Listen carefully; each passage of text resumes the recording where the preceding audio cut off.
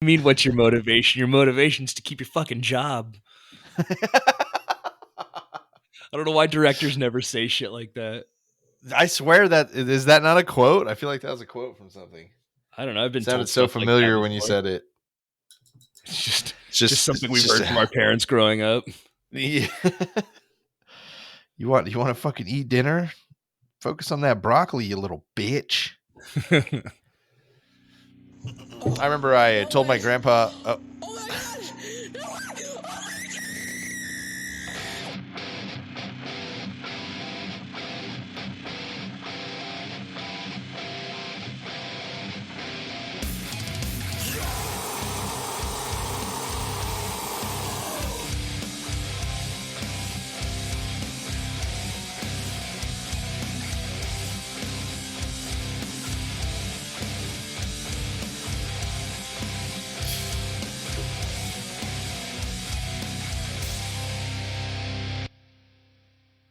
Welcome, everybody, to Serial Chillers Podcast. You are here in a chiller chatters type environment. And as always, I ask, how goes it? Hello, Greg. Good, man. I kind of want to know what you with that one. I kind of want to know the rest of your grandpa story. I already can't remember. What were we talking about again? It'll come back. Eating your broccoli or you're a bitch or something. Oh, okay. So this will be fun because we're not going to edit out. I was a big Popeye fan as a kid. Who's and not? Popeye was strong to the finish because he ate his spinach. And so one time I was like, yo, I want some spinach. And my grandpa brought over some nice, fresh, green, leafy spinach. And I was like, that ain't the shit Popeye eats. And he was like, you don't want that. Like, this is spinach, And I was like, nah. And so the next time he came over, he brought a goddamn can of spinach, just wilted, canned in gross smelling water spinach. And I about threw up the second he opened it. But my grandpa, being the teach you a lesson man he was, would not let me leave the kitchen until I had consumed every piece of spinach from that can. And let me tell you something, Greg. I was not strong to the finish. I definitely remember trying to do something similar, but decided that I was better off being friends with Popeye because he could eat the spinach and then be tough, and I could just hang out nearby. And you could just hear him going like, hey, that's always stroke. Nice. People don't talk like that. And your forearms here, gigantic tumors. So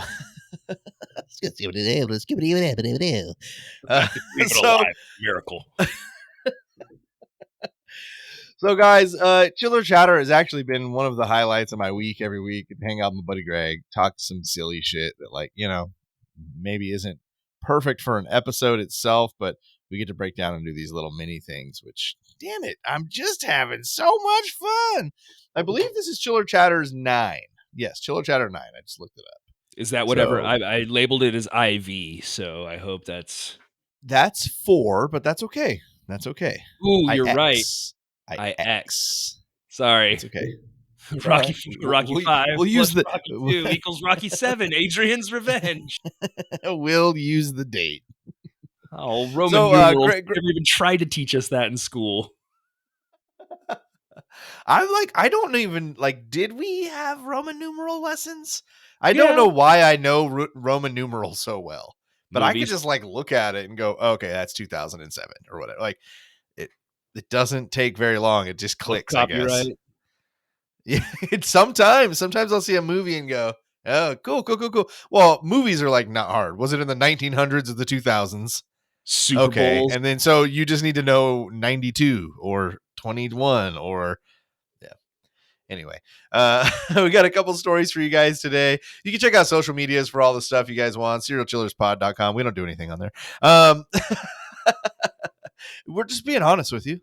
Yeah. That's just what we do. We put out episodes, and otherwise we're busy ass dudes with busy ass lives, and we're doing all we can to keep on top of it. Roll your eyes one more time, you son of a bitch. I'm trying to give you an out. So Greg brought a story tonight. I brought a little story tonight. And together, with our powers combined, we are Captain Planet. I was hoping you were going to go for the Captain Planet reference. Yep. That's from the beginning. You could tell I was setting it up, huh? Mm-hmm. Absolutely. Well, he is a hero who's going to knock pollution down to zero, and that's a cause I can get behind. Yeah. You know what I'm saying? If only he'd worked harder, we wouldn't be in this situation we're in globally with, like ice shelves melting and stuff. This is Captain Planet's fault? I mean, he didn't help. You're saying he didn't help. Him and Taylor Swift. We just lost all of our fans. I mean, her carbon footprint is enormous. Sometimes you gotta just, look at yourself in the mirror. And say, "When in Rome." So Greg's got a story. I got a story. It's gonna be good shit tonight, guys. You can already tell, right, Greg? Yeah. Put on that big ass size 13 and kick it for the homies. Oh, I wish I had a Funky Cold Medina drop to put in there. I just appreciate the fact that you recognize it as a kickoff to a Tone Loc song. Yeah, absolutely. Who doesn't love Tone Loc? He lived around here for a while. Did he? Yeah, dude. Like, strange. I want to hang out with Tone Loc. Right? I would love to just, hey, like Tone, hard. What up? Fuck yeah. So I have an article about the Chilbolton Arcibo message formation. It's about a crop circle. It's pretty cool. Was that pronounced correctly, or nah, not even close. I was gonna try and move right on by, but you were right to call me out on that. This is an article. It's because, like, I know you make fun of yourself a lot, but you're actually like a really good speaker. So when you hit something like well, it's spelled Chilbolton, Chilbolton. Brother, you don't have to apologize to me. For about 6 years, we've been putting things down on recordings, and you've been listening to me mispronounce upstate New York names, British names, Canadian names, names of any South American country. Yeah. You know what? Now that I think we got once about 3/4 of the way through an episode before you said, "Hey, it's Greenwich, not Greenwich." Yeah, I think it is pronounced like Chibleton or something like that because it's in Hampshire, UK, Hampshire. It's in the UK, so it's probably pronounced Chibleton. But on Tuesday, the 21st of August, 2001, 2 new crop formations were reported near Chilbolton Radio Telescope in Hampshire, UK. Both were very impressive looking and consisted of a large number of small pixels, which, when viewed from the air, formed a recognizable shape, unlike many other crop formations. So you guys have seen crop circles. Crop circles exist. You've all seen the pictures, and you've seen the old men stomping through the field with the board, making them. What? Yeah. So these represented a human face, and the other resembled a radio transmission that SETI, or the Search for Extraterrestrial Intelligence, Search for Extraterrestrial Intelligence, or SETI, sent from SETI found the WOW signal, right? I believe so, yeah. Which is a fucking cool story in and of itself. Right.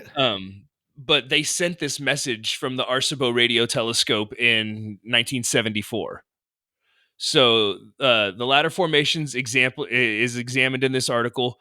And it kind of goes into like what makes this crop circle so impressive. Or I say crop circle, but like, you know what it is. It's a sort of a crop circle. It's a message stamped in like a wheat field. Do I know what it is, Greg? Let's pretend I don't. Explain like I'm 5. So they've been reported as being left over from balls of light, like all the way back to like the 1600s. There's been sources of lightning leaving intricate designs in the field that couldn't be made by mortal man. and things like that. So back then they were like, it's divine. Yeah, And now like, we're like, well, it's aliens. they called them like devil shapes or some shit like that, some goofy ass Oh, name so for 'em. it wasn't like angelic to them. It was No, it was like a like sign of evil. something came to, well, it smushed a bunch of their crops, That's and true. and it made this shape, and so, like, a bunch of people have reported seeing them. Some people fake them. Like, there's a couple of old guys who claim they fake them, but, like, some of the ones that they've tried to take credit for are pretty ridiculous. Like, they when they've, like, done their example of how they fake it, when they're like, "Look, this is how we do it." It's always super sloppy, and, like, when you look at the ones that they've tried to take credit for, like, some of them are super sloppy, and then some of them are, like, nice and tight and, intricate designs and stuff like that, but, like, when this guy's Ah, trying to yes, the Henry Lee Lucas of crop circle guys. but, like, this guy's trying to demonstrate his method and reproduce one of his crop circles, and it wound up being twice as big as it was supposed to be, and then he was just like, "Ah, you get it," and, like, gave up on it. Wasn't Didn't so even good with finish. scale, huh? Well, his like, one of his tools was, like, in addition to it being like a plank from a fence that has, like, holes drilled in either end with a rope with handles on it, it's literally like a swing that he steps on, and he just walks and, like, Yeah, yeah, stomps it yeah, yeah, down.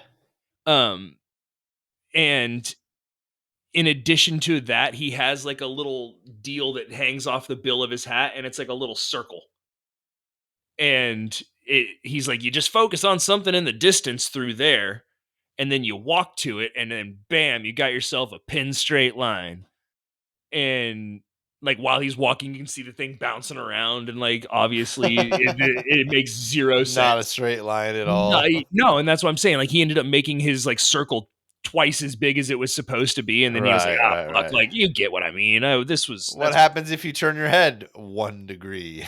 Yeah, and they were like, "Okay, so how did you get into this one, this super intricate one right here?" He's like, "Ah, yeah, we pole vaulted." And you're like, "You did?" And Yeah. he's like, "Yep, pole vaulted, boop, into the field, and then we did the crop circle, and then pole vaulted back out." You ever seen Trimmers? Yeah, right. But, like, um, one of the things is, like I said, all his are super sloppy, and, like, the stalks of all the plants are broken and smashed down. And then, in the ones that are actual true crop circles, like the one I'm gonna tell you about, what happens is, like, in stocked plants, they have, like, little knuckles all the way up, and those have, like, extra water in the knuckles. It's like the spots that they grow from, It's like a and camel's hump. wait, that's a myth. Yeah. Or is it a Mandela effect? Tune into the next Chiller Chatters where Oh. we I discuss mean, like, humps and I knew a camels. camel's hump didn't really contain water, but it just like, in my head, it was, like, the Yeah. exact right thing to say. No, it makes Because, sense. yeah, it is misinformation. Mhm. It's Mhm. just been disseminated down our entire lives. Propaganda. Thanks, And I think CIA. about that It's Always Sunny episode where Charlie gets the, like, what do they call the giant curved swords? Can't remember exactly. I Scimitar. Yeah, scimitar. Where he comes down, they're in the junkyard or the dump, and he comes down. And he's like, "La, la, la, la, dude, you could like cut a camel's hump with this and like drink the water out of it, bro." Yeah. Um, Yes, you Charlie's can, good for stuff like Charlie. that. Yes, you can. Um, no, so these, like, knuckles in the stalks of the plants, uh, when they break there, it's pretty obvious. In the cases of, like, actual true crop circles, they actually burst, and it happens because of quick bursts The of mic knuckles burst yeah, they explode outward, and that's why the plant because it's drops like over. rapidly heated water in that area. Exactly. They say it's through quick bursts of microradiation, but the Mm. microradiation also alters the genetics of the plant so that oftentimes the next year or the next crop comes back stronger in that circle or in that shape. And they're what's known as ghost circles So because like the sometimes message shows up again. right, they'll plow the field and then it'll grow back and it'll grow back and you'll still see that shape. It'll be slightly darker, or it'll be Interesting. and it'll be stronger. Like if it's fruit, it'll be, thicker. It'll be, hardier. Um, not in Wow. 100% of the cases, but in like Sure. a majority of the cases, they've noticed stuff like that, which I thought was cool. That after even they They're like, tilled the earth, it's bigger. It's radioactive now, but it's bigger. well, and the scientist who was talking about it was like, "There's no way to fake that. Like Right. you can't fake that, but it's happening," which I think is really cool. Yeah, yeah. So the Arcibo message that these guys sent out back in 1974 from Arcibo, which is on the northern coast of Puerto Rico, and it basically, there's a big natural disc shaped hole in the rock, and inside this bowl was constructed the world's largest radio telescope with a diameter of 1,000 feet. So it's bigger God than a damn. football field across. Yeah. In 1974, a number of modifications had been carried out to the transmitter, enabling it to broadcast signals at a power up to 20 terawatts, or 20 trillion watts.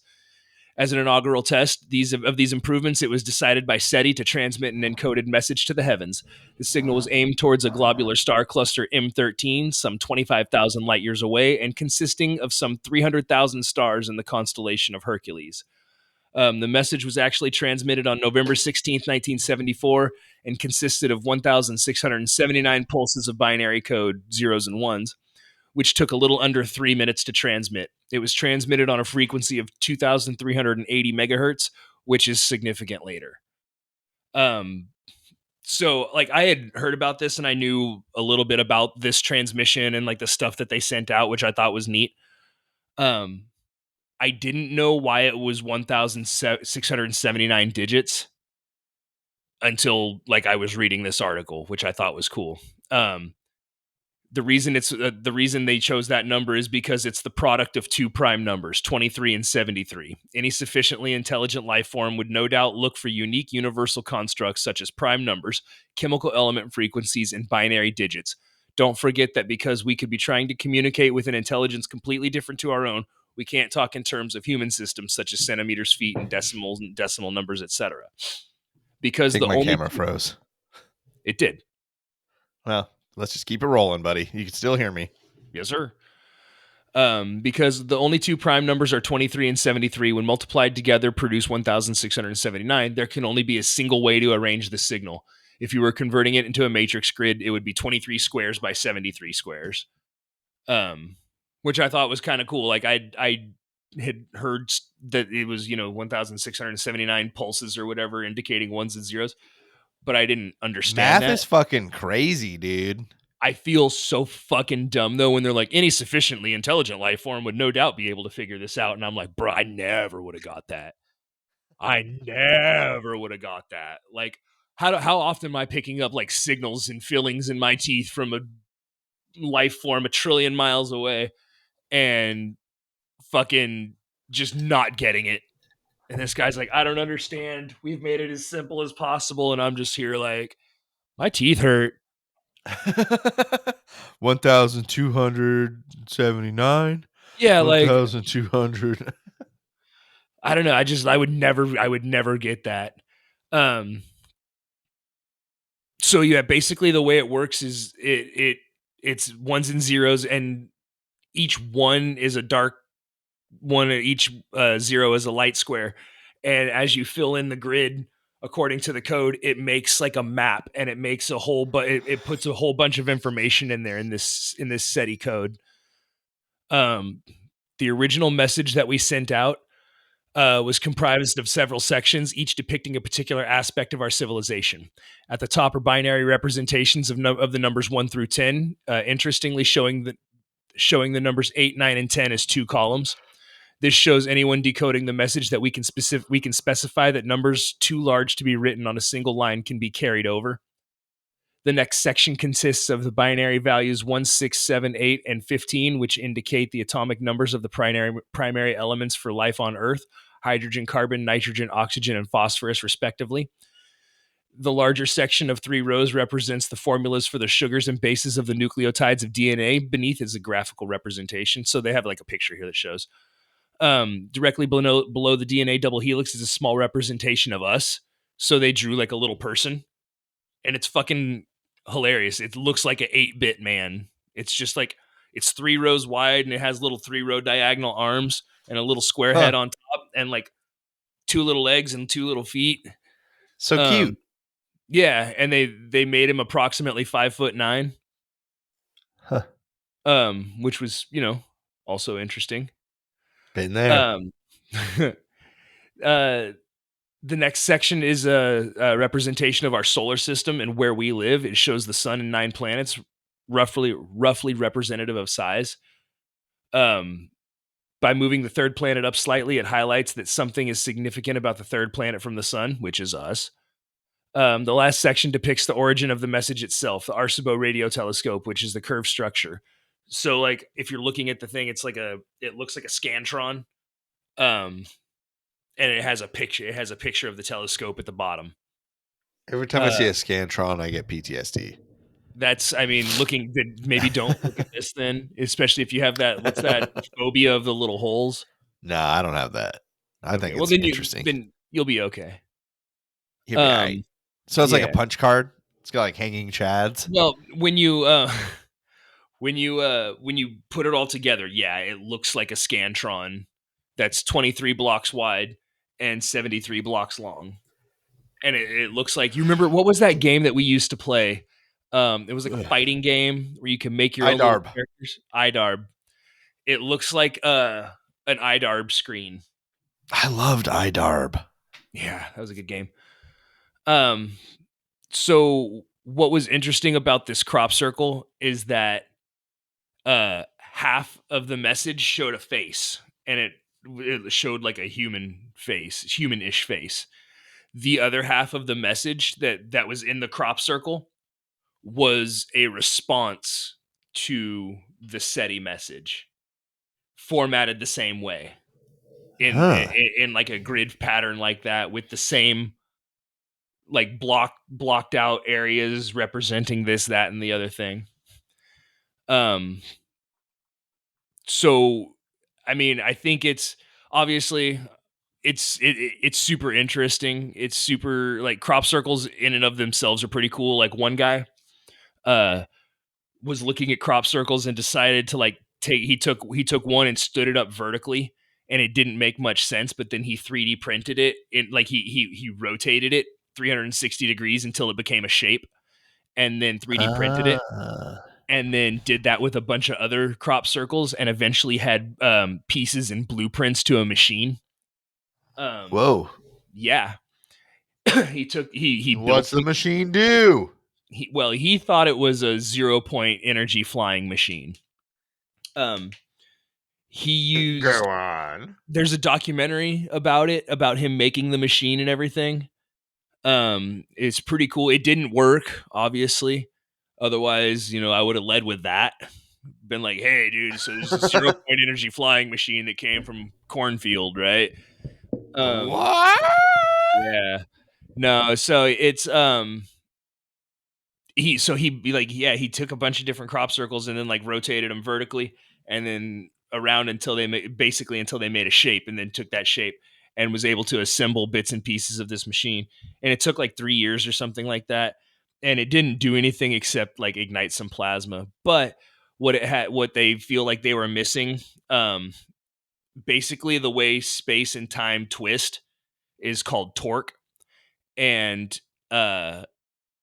they think that has to do with like anti-gravity. Like, a lot of the people who've like talked about anti-gravity in spaceships and stuff talk about how it has like devices that are like, they're cylinders that are spinning in different directions, and then it has like liquid mercury inside, and it's rotating that, and that's kind of what gives them the anti-gravity, like, as part of the anti-gravity 0 point energy in engines and stuff. Interesting. So he's super super above my pay grade.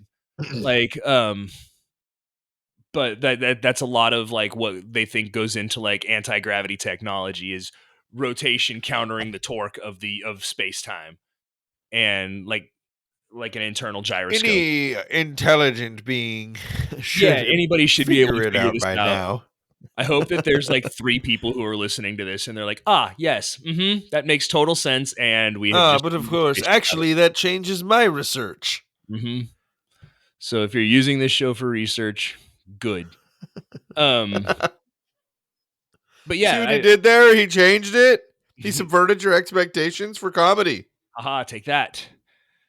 So yeah, I mean, like some of the crop circles that have cropped up, haha, pun intended, um, Uh-huh. are like maps of star systems and stuff, or potentially maps of star systems. It's like they're trying to give us blueprints to a ship to travel to these star systems. A little bit. Some of them are again obvious hoaxes. Some of them are pretty fucking cool. Like there's one that's like concentric circles, like set apart and then joined by concentric circles, and they think that that's like a depiction of a wormhole. Like this is 2 points in space time, and this is the warping of space time in between to bring these 2 points closer together. Huh. Yeah, there's a lot of like hidden messages than calendars and stuff. Like there's one that's it's a circle and it has like a bunch of jagged lines through the circle, like a bunch of bends. And some mathematician scientist figured out that it was actually representative of pi to the 10th decimal place. Um, they've shown like a way to like display this. So I guess in mathematics, fitting a square inside a circle is like a big deal because or to show that they have the same area, because to find the area of a circle you have to know pi, and pi is irrational, so you can never get exact, you can only get approximate. So like it can't be like but people have like tried to figure out other ways to show it and this, that, and the other thing. And some of the crop circles have depicted the ways of showing how to do that and the different mathematical techniques to do that. So I think that's kind of neat. I think it's pretty cool. And there's a bunch of disinformation out there. Like I said, those old guys taking credit for stuff. And then like they took credit to such a wild extent that like dudes would be like, oh yeah, we saw this legitimate crop circle showed up and there was, bits of melted iron everywhere. And so the next time these old guys go out and fake one, they throw chunks of iron out there and they're like, ah, look, there was iron at that one. Gotta be real.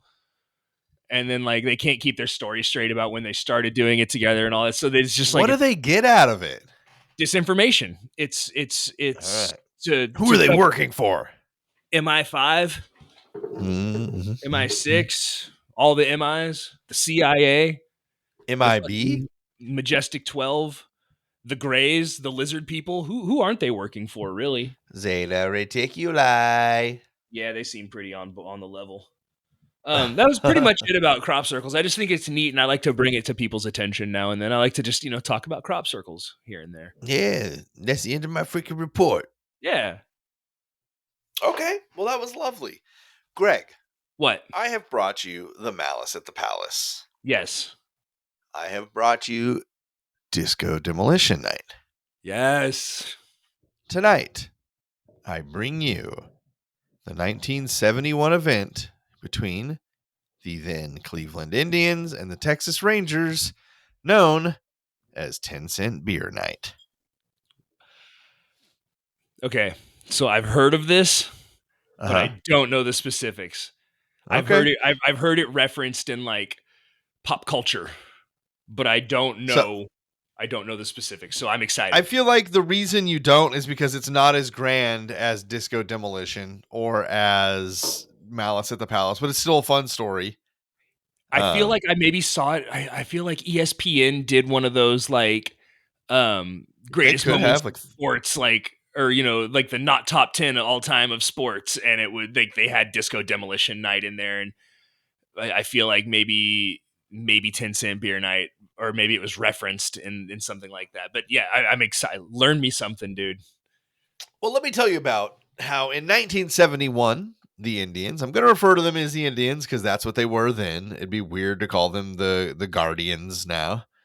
So the 1971, the Indians started a series of promotions. Most of them had gone pretty well.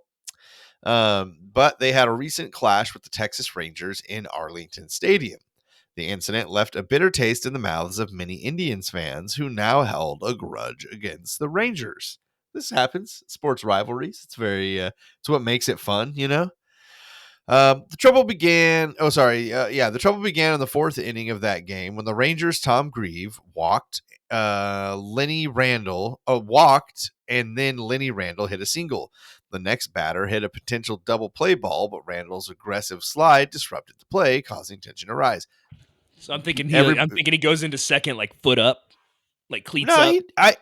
to me, I've seen the slide. And it's a fairly clean but aggressive broken up double play. So he doesn't go spikes up to break up the double play. He just No, but he might have slid late and hard. which Is part of the game. Especially in 1971, It's that's part of the baseball, game. baby. That's part of the game. That's right. I'm not an old head at all, but like there are some things where I'm like, yep, that's part of the Spoken game. like a true old head. So the Indians didn't take this lightly at all and retaliated in the eighth inning. Pitcher Milt Wilcox threw a pitch behind Randle's legs, and although Randle eventually laid down a bunt and was tagged out, he hit Wilcox with his forearm. This sparked a brawl, and with Indians first baseman John Ellis throwing a punch at Randle. So I've seen that. he throws a pinch. It was he throws the pitch behind him. Line, right? Yeah, lays down the bunt. He comes across. He throws an elbow at the pitcher as he's tagging him out. First baseman comes over, throws punches, and then basically it turns into a benches clearing. You know, guys are like running in from the bullpen in the dugout and shit. So as the chaos settled, the Indians players and coaches made their way back to the dugout, only to be bombarded with food and beer thrown by angry Rangers fans. The situation became so intense that catcher Dave Duncan had to be restrained from confronting the fans in the stands. Dave Duncan is the Ron Artest of this. It was a regrettable turn of events that marred what was supposed to be a fun promotion. So that's that's not the event. That's the one that led to the snippiness that's going to come in the next event. That's next time these two teams. Yeah. Give me the punch. The Indians and their fans were left with quite a bitter memory of that day at Arlington Stadium. Following the game, a Cleveland reporter approached Rangers manager Billy Martin and inquired, quote, "Will you be bringing your armor to Cleveland?" Which Martin swiftly responded, "Nah, no need to worry about that. They don't have enough fans there." Oh, as the days passed, the teams prepared for their next encounter in Cleveland sports radio talk show host Pete Franklin and Indians radio announcer Joe Tate further stoked the flames of animosity amongst the fans on their show. Adding fuel to the fire, the Plain Dealer published a cartoon on the day of the game depicting Chief Wahoo with boxing gloves and the caption, "Be prepared for anything." So those of you who might not know, Chief Wahoo was the Cleveland Indians mascot. He was the one you saw on the hat. Be ready for anything. It's a picture of him with boxing gloves. So yeah. I just thought that was like, man, they were really fanning the flames, huh? You know, do you think they look back and are like, oops? Like, or do they look back and go, I told you it'd work. Fucking nailed it. Yeah, I think it's that. So, you know how baseball is, buddy. You don't go long until you play a team again, especially when you're in the same conference. So, 6 days after the brawl in Texas, Cleveland's 10-cent beer night promotion attracted a staggering, for Cleveland, 25,134 fans to Cleveland Stadium for the Tuesday night game, doubling the expected turnout for a Tuesday night. The offer of 12 fluid ounce cups of beer for 10 cents was an irresistible deal, considering the regular price was 65 cents. Now, just put that in perspective. Put that in perspective. If a beer is $10 at a game, which that's fair at a baseball game, $10 beer, that makes it $1.50. That makes you you get your beer for $1.50. Yeah. So if a Major League Baseball stadium today had $1.50 beer night, that's kind of what we'd be looking at. I feel like it would get ugly fast. Yeah. So, Fuck, I feel fans like were even allowed then, to. 10-cent beer night would be like guys would just throw down $1 and be like, "All right, give me a tray." Okay, let me ask you one thing. If there's like, generally when there's a promotion like this, there are rules put down. What can you think of? A few of the rule. What might the rules be, Greg? If I said, "Hey, Greg, I want to do a 10-cent beer promotion. I need you to just lay down some like ground rules so shit doesn't go crazy." What are they going to be? Limit 1 per customer per trip. Um, maybe put a cap on like it's only gonna go until like the 5th inning.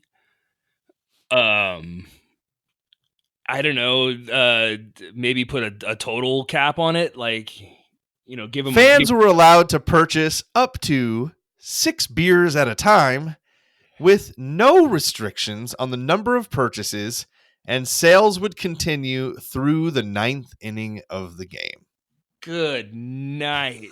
I was thinking like a punch card situation where you get like, here's your punch card when you come through the gate, and it's each one of these is good for a 10-cent beer. Yeah, no. You could carry 6, and there was no limit. Oh man, I'd be like, buy a cup and then, each refill is 10 cents. But gee, Yeah. Yep. So the game started out with the Rangers taking a commanding 5-1 lead. However, as the night progressed, the crowd became, as you might have guessed, increasingly intoxicated and rowdy. In the what? early stages, Cleveland's LaRon Lee hit a powerful line drive that struck Rangers pitcher Ferguson Jenkins in the stomach, causing Ooh, him to collapse on the ground. yeah. Surprisingly, the fans in the upper deck erupted in cheers and began chanting, "Hit him again! Hit him again! Harder! Harder! Hit him again!" I mean, that The sounds like atmosphere, Cleveland. the atmosphere was so electric to say the least. Adding to the chaos, a daring woman made her way to the Indians' on deck circle and, quote, bared her bare breasts and attempted to plant a kiss on umpire Nestor Chilak, who clearly was not in the mood for such antics.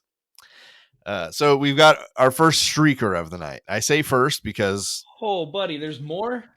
ain't gonna be the only one. Yeah, so she came out, showed her bazongas to everybody on the on deck circle, tried to kiss the umpire, was escorted out, I'm sure.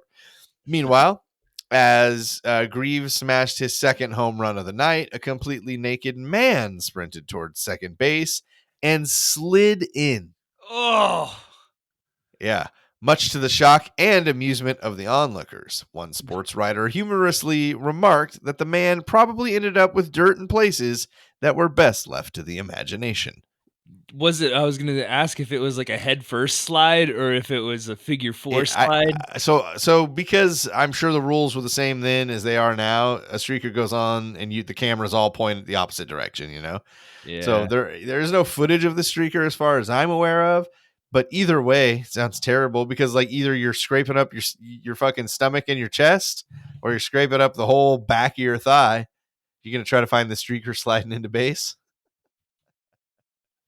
Well, anyway, um, not to be outdone, in the following inning, a mischievous father and son duo dashed onto the outfield and proudly mooned the entire crowd in the bleachers from center field. It was a sight that left everyone in stitches, adding another unforgettable moment to the already eventful night. Cleveland's 10-cent beer night was undoubtedly a spectacle like no other, with a combination of cheap drinks and exuberant crowd, leading to a series of outrageous and unforgettable events. In a rather perplexing turn of events, some enthusiastic fans decided to bring firecrackers into the game. These individuals ignited the firecrackers in the stands or recklessly tossed them onto the field, causing quite a commotion. As the game progressed, more fans joined in on the chaos by running onto the field and disrupting the play. So while may have been the only 3 streakers, there are multiple fan interference situations where fans are running onto the field fully clothed and not getting out of the fucking way. So, the situation took a nasty turn when Rangers first baseman Mike Hargrove became the target of hot dogs and spit, narrowly avoiding being hit in the head by an empty gallon jug of Thunderbird wine. Yeah, So dude. Thunderbird wine, it wasn't even part of the thing. Someone just brought that. Because you know they're going to Uh, run out of 10-cent beers. oh, bro, you're absolutely correct. And I can't wait to tell you how they solved that problem. To make matters worse, the Rangers disputed a call that ruled Lee safe in a close play at third base. In the midst of the argument, Lee's cleats accidentally spiked Jenkins, resulting in his departure from the game. So he slid in hard. It wasn't cleats up, but sometimes your cleats are up. Yeah, And it sometimes got you the go guy in the over the shin. bag and, yeah, catch. Yeah, yep, that's exactly what happened. It cut him on the leg. He had to leave the game, blah, blah, blah.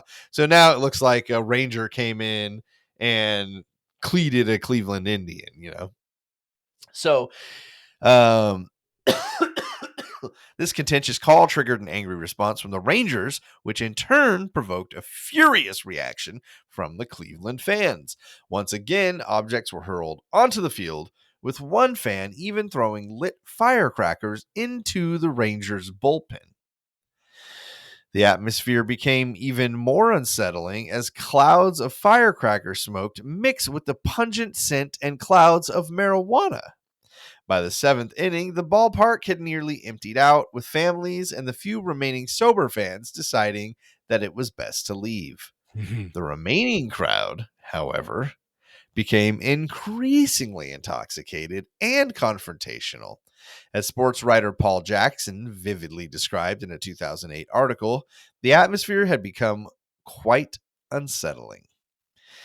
Early on, the demand for beer surpassed the Indians' capacity to ferry it into concession stands, and a luminary, perhaps the same person who suggested the promotion in the first place, decided to allow fans to line up behind the outfield fences and have their cups filled directly from the Stroh's company trucks. The promotion achieved critical mass at the moment as weaving, hooting queues of people refilled their beers via industrial spigot. Unbelievable. I mean, Like they couldn't get beer up to the concession stands, pump the so kegs they fast fucking enough. fire hosed them with beer. Basically, they said, It, go out to the truck. We'll pour it straight from the truck. buddy, Simpsons did it. The St. Patrick's Day parade when they have the fire Yeah. truck with the beer hose and fucking Oh, Krusty. yeah. Open your yaps, boyos. It fucking hits Bart in the funnel. It's, Like, yep, what are yep, you yep. looking at? This is, I feel like we're not that far off. They're behind Like, the outfield wall getting, like, I just love this line. The promotion achieved critical mass at that moment as weaving, hooting queues of people refilled their beers via industrial spigot. yeah. No, I mean, I fully the gravity of that line is not lost. Yeah. So in the bottom of the ninth, the Indians managed to rally, tying the game 5-5, and had Rusty Torres on second base, representing the potential winning run. Hey. However, with a rowdy crowd that had been drinking heavily for 9 innings, the situation finally boiled over in the bottom of the ninth. That's fucking 3.5 hours after that shit started. After the Indians managed to tie the game, a young and enthusiastic 19-year-old fan named Terry Yurkich couldn't resist the temptation to snatch Texas outfielder Jeff Burrow's cap. However, things quickly spiraled out of control when Burrow stumbled while confronting Yurkich. In a state of confusion, Texas manager Billy Martin and his players rushed onto the field, some even wielding bats for protection. The situation took a dangerous turn when a horde of intoxicated fans, armed with knives, chains, and makeshift weapons crafted from stadium seats, flooded onto the field. Simpsons Chaos, did it. chaos ensued as bottles were. I mean, this was 20 years before The Simpsons came out. No, I know. I just feel Uh, like this yeah, is Springfield like falling they saw over this. nothing.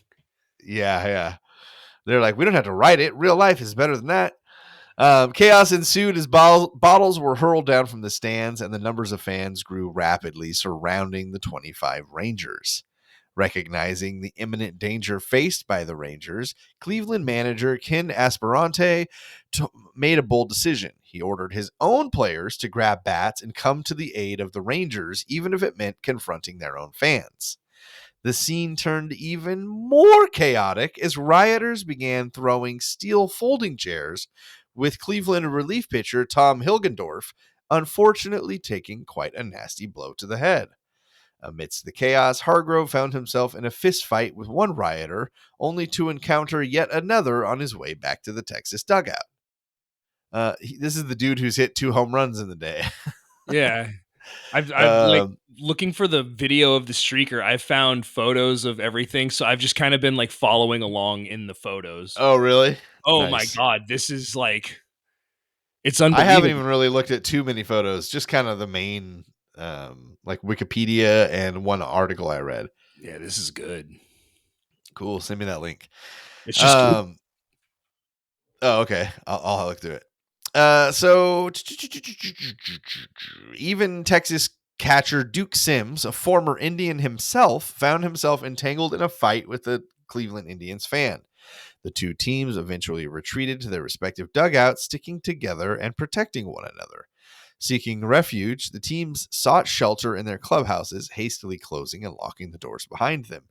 Meanwhile, the unruly crowd took advantage of the situation, uprooting and stealing the bases from the infield.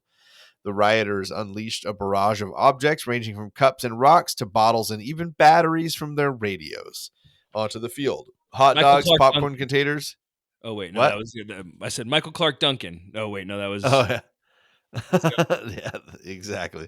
Hot dogs, popcorn containers, and folding chairs were also flung during the chaos.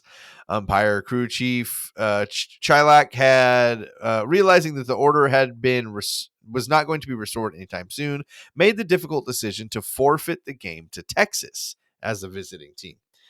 Um, Even Chilak himself fell victim to the rioters, suffering a head injury from a part of a stadium seat and a cut on his own hand from a thrown rock. In the aftermath, he described the fans as being uncontrollable beasts and admitted that he had never witnessed anything of this magnitude, except perhaps in the zoo. The events that unfolded that day left a lasting impression on everyone involved, forever etching this chaotic incident into the annals of baseball history.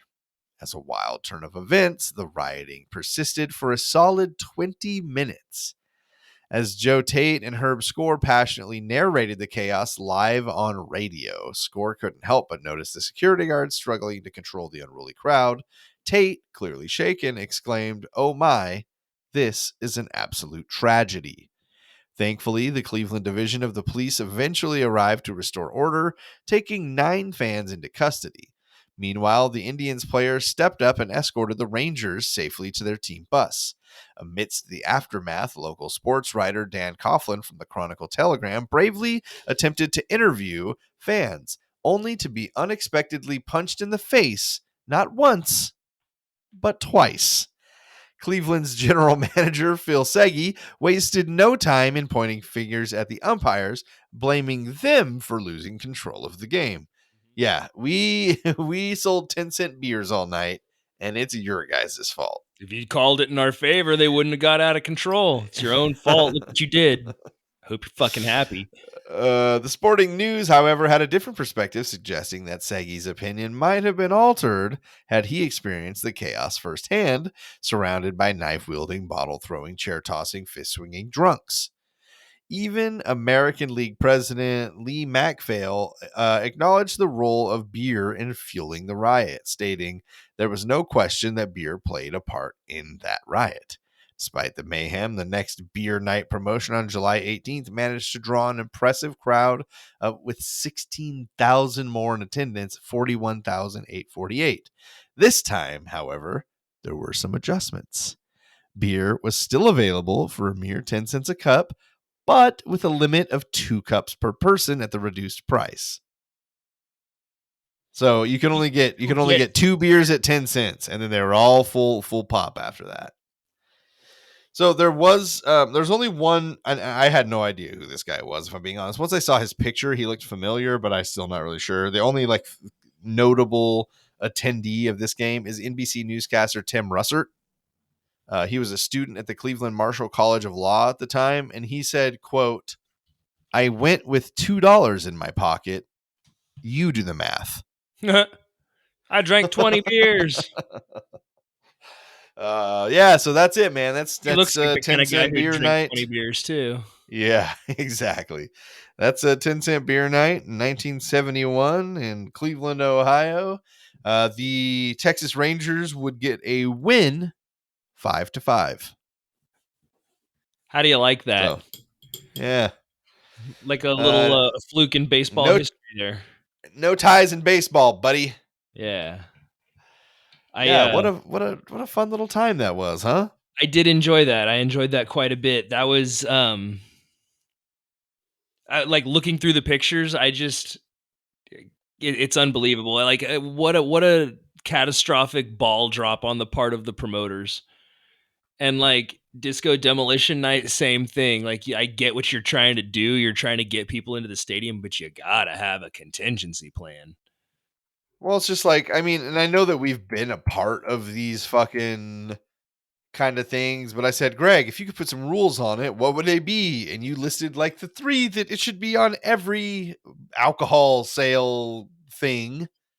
And they had none of those. Yeah. So, Well, I mean, I guess that's why I know, because learn from the sins of my father, you know? Like they gotta crawl so I can run or whatever. yeah, So that's so funny. I pulled up the pictures when you said, and I love the framed 10-cent beer night, June 4th, 1974, Cleveland, Ohio, Municipal Stadium. I want to get that poster. did you see the cups? The cups that they had? No, but I'm gonna go Um, look at. Oh, there it is. Yep, now I do. yeah. Those classic plastic cups that'll just be here long after we are. Yeah. Yes, dude. The ones Well, that have good shit, lead paint man. on them, I'm sure. Good shit. I'm sure if the grass grew long enough, they could do some crop circles in it, and we could tie our stories together. That would be neat. That would be neat. Anything else you want to throw out there for everybody, buddy? No, I think SierraChillersPod.com. Find it. Yeah, that's where all the stuff you need to know happens. Yeah, So, find it. find You it. can find it by typing in serialchillerspod.com. It's pretty easy. Very good, man. Very good. Well, that was Chiller Chatter 9. IX, as it were. And a couple, I don't know, man. Couple fun nights we've been having here. I enjoy the Chiller Chatter, so. Affirmative. Affirmative. Affirmative. Well, if there's nothing you've got to add, then for Hella Greg, I'm Cromulent Jesse, and remember, don't talk to no motherfucking strangers. See, I twisted it up there a little bit for Chiller Chatter. See what I did? See what I did? You did. It threw me.